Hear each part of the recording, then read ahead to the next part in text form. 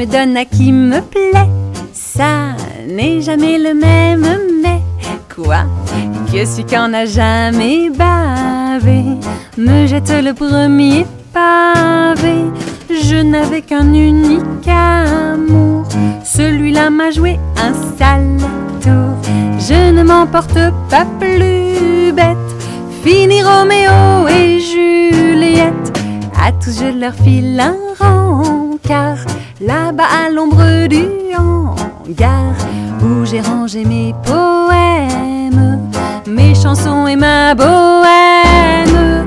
Je les mets tous dans le même taco, et bousculés par le même chaos. Ils s'y brisent le cœur et les reins, et moi je trouve ça très bien. Si tu passes un jour dans ma rue, peut-être que je t'en mettrai plein la vue. Mon piano donne sur la cour, t'entendras ma chanson d'amour. Et comme ça rien qu'en passant, tu seras un peu mon amant. T'auras le meilleur de moi-même, car je ne chante que ce que j'aime. Je le chante à qui me plaît, ça n'est jamais le même, mais quoi, faut avoir vécu sa vie. Non, je trouve que ça n'est pas si. Quoi?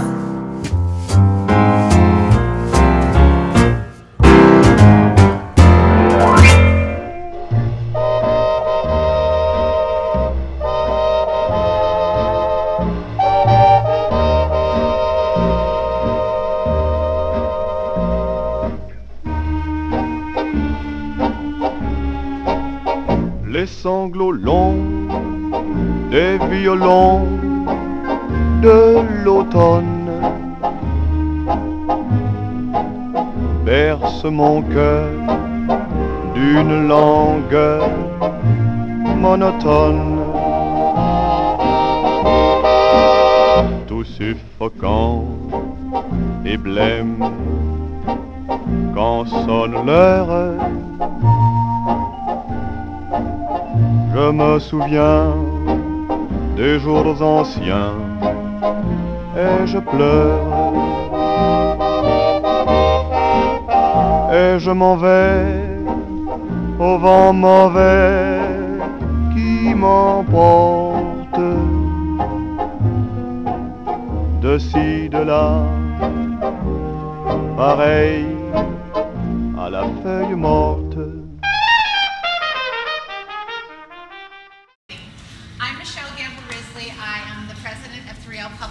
And I am completely honored to have William here tonight to introduce his book. He's going to read chapter 1. It's just a beautiful book. You will enjoy it. And thank you for coming tonight, too, to support us. We appreciate that. So, William? Christmas presents from your grandparents are always extraordinary. I had visions of big magical gifts, something vaguely to do with trains or cars, and it would have tracks or rails and engines, and it would make noise and move under its own steam. We were ushered into what should have been a strange house, as it did not resemble anything I had previously experienced in the States. Instead, the house was warm and friendly, and smelled somehow comforting, putting me right at ease. We gathered in the living room, crowded with a grand, old antique cabinet filled with family heirlooms, some chairs, a Christmas tree, and my grandmother's sewing machine in the corner. The introductions went by in a blur, as it was not the focus of my attention. My older brother, Stefan, and I pressed, as children do, towards receiving our presents, and eventually the time came. There was only one package for me, and it was suspiciously small. I eagerly opened my gift. It was a red scarf. I'm sure I did not keep the disappointment off my face. But when you're a 4-year-old, maybe you had that right. I thought it was the only Christmas gift I was to receive from my grandparents. That night, my mother put my brother and me to bed, side by side, in my uncle's room. She opened a nearby window to let the air in, and left a nightlight on for us.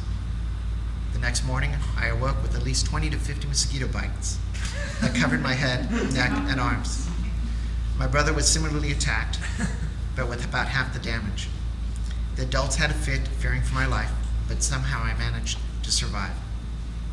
My lifelong battle with mosquitoes had begun. My grandparents lived in a house dating from the 17th century. It shared the north wall with the back of a small church, La Chapelle Saint-Joseph. You can see it in the Henri Matisse's 1904 painting of the same name. The house had been built in stages, the lowest part consisting of one room for the priest of the church to live in. Then, 200 years ago, several other rooms were added, as well as a stable. And then, 100 years or so later, the upper bedrooms. The house dripped with history and secret lore, and I loved it for this.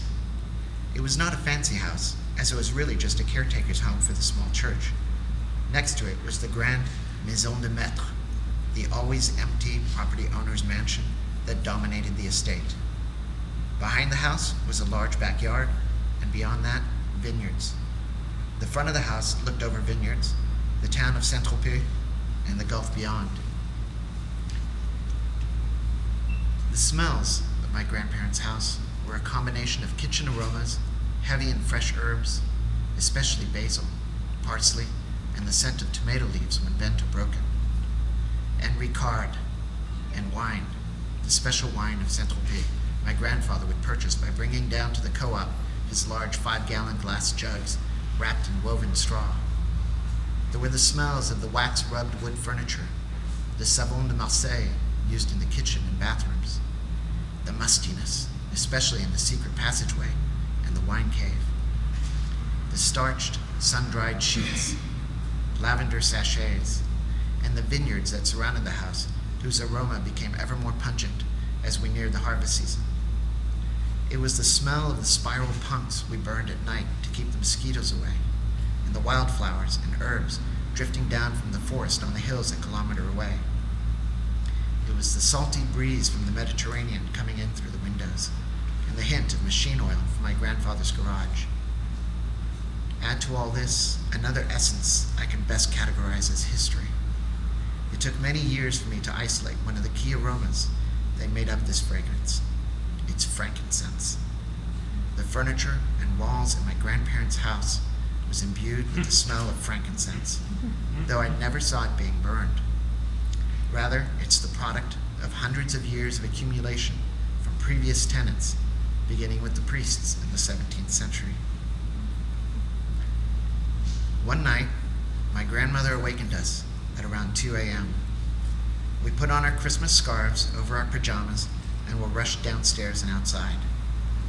It was snowing, a very rare event in Saint-Tropez. We marveled as the snow fell down and then returned sleepily to our beds and pleasant dreams. Not once did I ever have a nightmare while sleeping at my grandparents' house. In the morning, the snow was gone, melting at first light. When we returned to the States after that first trip, I took my red scarf with me. I cherished it for all it meant, keeping it through my teen years, past my parents' divorce, and even when I moved out on my own, though by then it had shrunk from too many washes and was too ratty to wear. I kept it in my underwear drawer. It was comforting just to have it. Do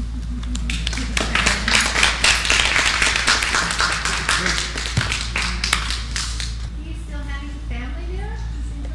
My grandmother, she's 94, she still lives in Central Valley. Wow. In the same house. In the same house? Oh my God. In the same house. So she must be so proud of you with that. I hope so. A gift wrapped copy is being sent to her. And I hope to see her this Christmas. So the recipes you have in there, is it yours or your grandmother's? It's more my grandmother's than I would say mine. I grew up with them in the kitchen with my grandmother, learning them. They've been, you get to a point where you don't remember what you've changed and what was original. So they're pretty much I'd have to say my interpretation of my grandmother's recipes. But they're good. what has this book meant to you from creating it to seeing it now?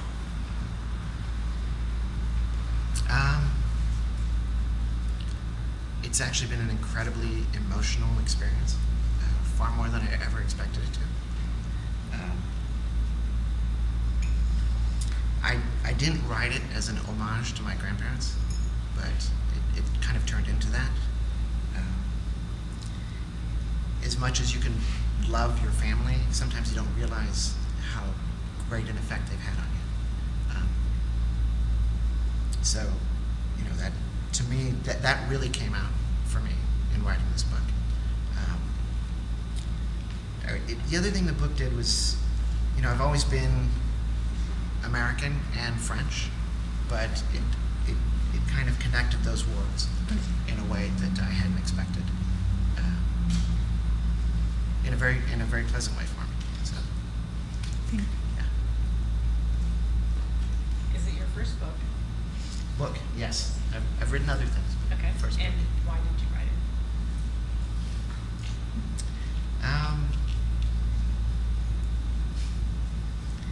I wrote it because I had, to tell you the truth, I had stopped writing, and my wife came to me one day. I think it was her birthday, and I asked her, "What did you want for your birthday?" And she said, "I want you to write me something." Good answer. As far as authors that I enjoy reading and that inspire me to write, probably at the top of the list is Hemingway. Also, F. Scott Fitzgerald. So, you know, they had a way of telling stories that I just love. Love going back and reading them again and again.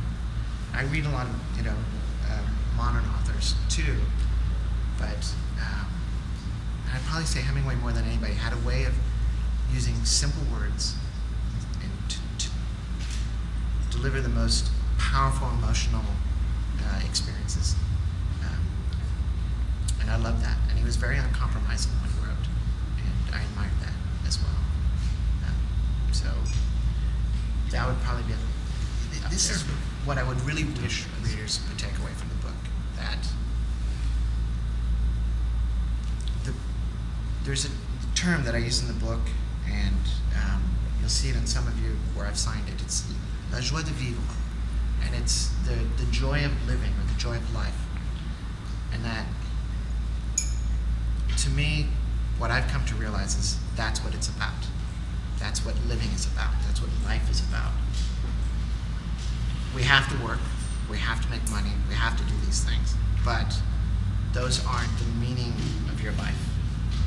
And the meaning of your life, I think, is found in those great moments with your friends, often around the dinner table, sharing a glass of wine, sharing stories, adventures, going places, seeing things, interacting with nature, interacting with your friends. And if the book in any way spurs people on towards that, I would consider myself having accomplished my mission. You know, it's interesting, but if you look back at paintings, and you look at the paintings and paintings that represent happy moments, have you noticed how often there are paintings of families around the table, around at Thanksgiving, around at meals, at feasts, and all that? And I think we forget how powerful that can be and how wonderful it can be. It doesn't cost money. It costs time. It costs the investment in creating great foods that you do because you want your friends to enjoy it, and they do the same to you. It sometimes includes wine, which to me is an art form that we get to actually, you know, if it's done well, it tastes good. And even it has religious overtones, you know. It's the communion of friends and such. And I would love to see that happening more. And so if I can inspire a little bit of that.